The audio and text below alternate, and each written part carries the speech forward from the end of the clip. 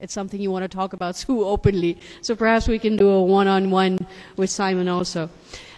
Before I invite my next speaker, just a reminder, in the CFO conference bags that you have feedback forms. If you could please take a few moments and fill in the feedback forms. The number one purpose for these feedback forms is, obviously the CFO conference is an annual event, and to make it more appropriate to meet your demands and interests, it's extremely important for ICAP and the conference organizers to better understand what you want. So if you could just take a few moments and fill in the feedback forms, just drop them off at the registration desk on your way out. The next speaker is going to be talking about CFO's challenge, people first or profit. So who wins if a trade-off has to be made between short-term financial benefit and the development of leadership talent in your organization?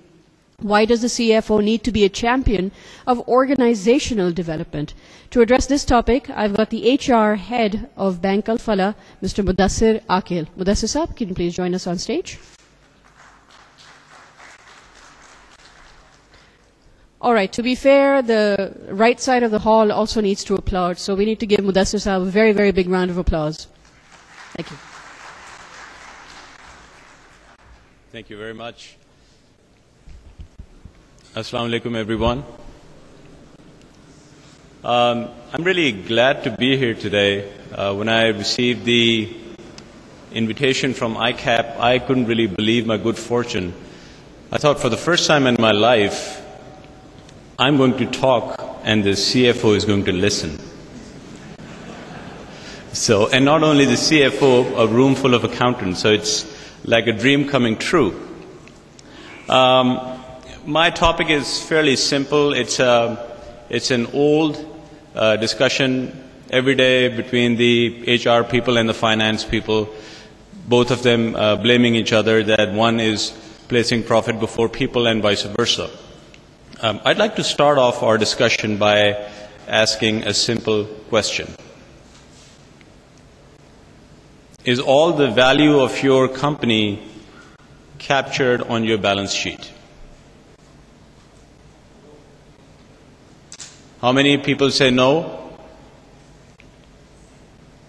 Anyone saying yes? Well, it seems like the people from finance have already rested their case. Well, it's great to see that most of you are saying that the entire value of the company is not on the balance sheet. So what's missing? That's my next question. Such as? Human resources missing?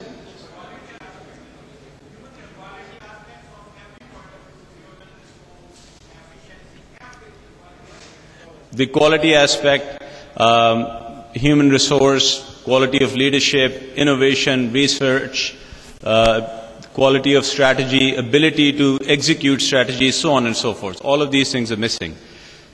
So my next question was for those who are still saying no, but I think now it has become rhetorical, that we see every day that companies who are very similar in nature, in the same industry, with similar financials, but are valued differently by investors.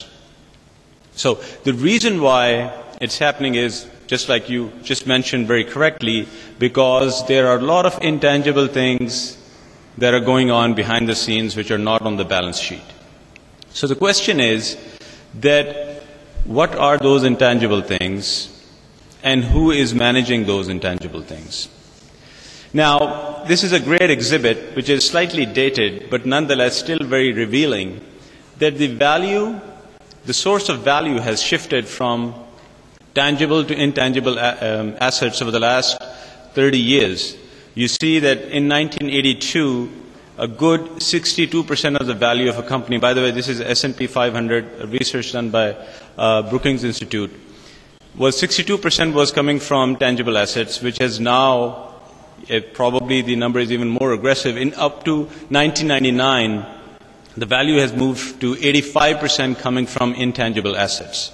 A good example can be a company like, let's say, Amazon.com, who is in a commodity business, who's selling all of those things that all of the brick and mortar retailers are selling all over the world.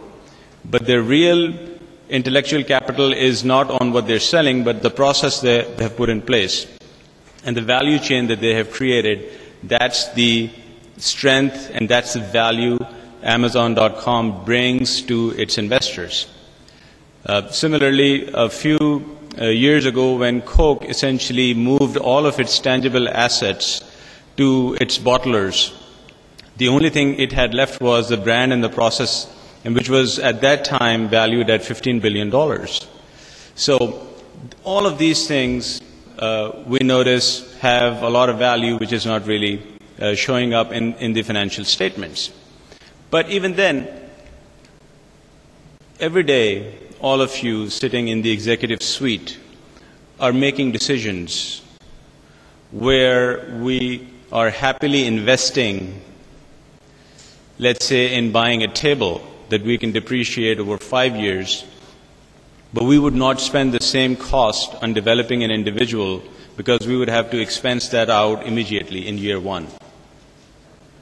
So the deck is really stacked against investing in people and really tilted in the favor of investing in machinery, equipment, and physical capital. So now the challenge really is to understand the value of tangible assets versus intangible assets. So you would notice that this slide gives you a very good comparison between the difference in nature of tangible versus intangible assets. Intangible assets are invisible. They're difficult to quantify. They're not tracked through accounting. They cannot be bought or imitated. They appreciate with purposeful use. You can make multiple applications without value reduction. And most importantly, they're best leveraged through alignment as opposed to physical assets which are best leveraged through control. And then lastly, they are dynamic, but they have a very short shelf life. So if you don't use them, you lose it. Now, it appears to me that in this room, we have enough knowledge and agreement that value is, or a significant part of value is coming from intangible assets. Now the question is, what exactly are you doing to manage these intangible assets?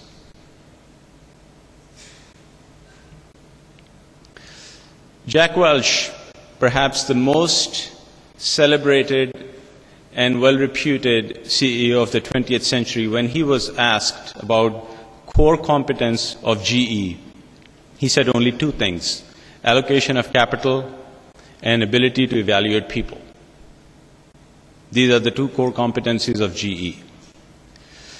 Now my question is that all of you who know the value generation cycle of your respective companies, are you even spending 20% of your time managing the intangible assets in your company?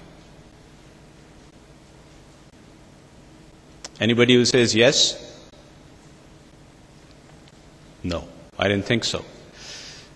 So what's required today is balance. This balance between tangible and intangible assets is missing. Now, how many of you have heard the terminology of balanced scorecard? I think probably hardly there's anyone who has not heard about it, even if you have not used it.